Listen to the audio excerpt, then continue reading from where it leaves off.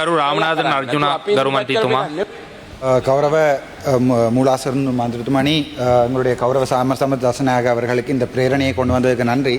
உண்மையாகவே வெளிநாட்டிலிருந்து எங்களுடைய நாட்டிற்கு வருகின்ற அதாவது எங்களுடைய நாட்டுக்கு வருகின்ற பொழுதுபோக்குக்கு வருகின்ற இவர்களால் வருகின்ற பணம் முக்கியமானது.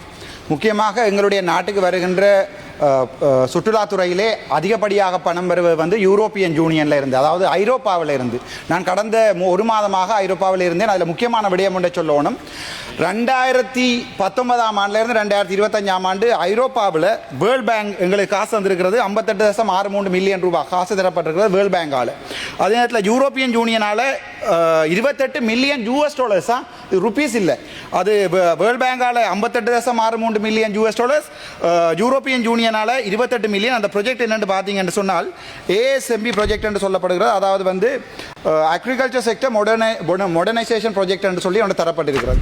அதில் வடக்கு மாநிலத்தில் மொத்தமாக 16 டிஸ்ட்ரிக்ட்களில் இந்த யூரோப்பியன் யூனியனுடைய காசு பாவிக்கப்பட்டிருக்கிறது. வடக்கு மாநிலத்தில் இந்த காசு பாவிக்கப்பட்டது. ஆதாரத்தோடு இந்த ஊழல் உங்களுக்கு சமர்ப்பிக்கிறேன். ஒரு ஒரு ஒரு கட்டிடம் ஒன்றை ஒரு வருடத்துக்கு வாடகைக்கு எடுத்திருக்கிறார்கள். சரிதானே? எடுக்கப்பட்ட அந்த கட்டிடத்தை ஒரு வருடத்துக்கு 200 லட்சம் 2 கோடிக்கு பெயிண்ட் அடித்திருக்கிறார்கள். இந்த ஆதாரம் இருக்கிறது. அந்த கட்டிடத்துக்குரிய யூரோப்பியன் யூனியன் தந்த காசு. நாங்கள் இப்போது வெளிநாட்டில் இருந்து வருகின்ற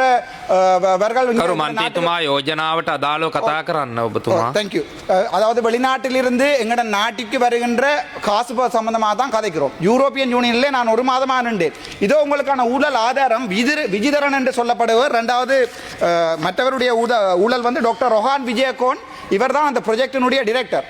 2 கோடி பணம் ஒரு வீடு ஒரு பில்டிங் ஒன்றை வாடகைக்கு எடுத்து அந்த வாடகைக்கு பெயிண்ட் பண்ணுவதற்காக 2 கோடி பணம் செலுத்தப்பட்டிருக்கிறது.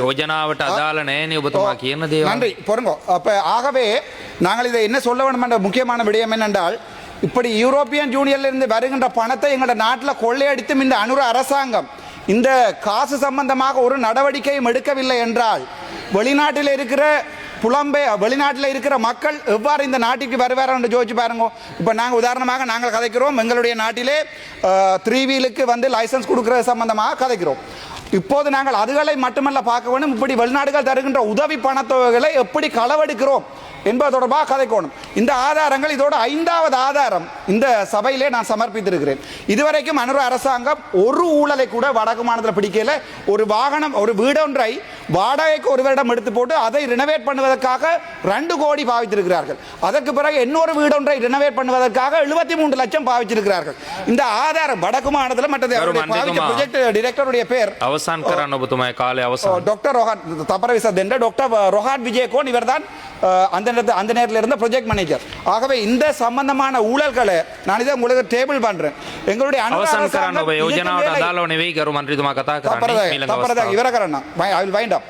இதுக்கு மேலே அரசாங்கம் இந்த நடவடிக்கைகளை எடுக்கவில்லையாக இருந்தால் நான் நினைக்கிறேன் வடக்கு மாநிலத்தில் அரசாங்கத்தால் எந்த ஒரு விடயத்தையும் செய்ய முடியாமல் இருக்கும் இன்னும் 5 வருடங்கள்ல. நன்றி, வணக்கம்.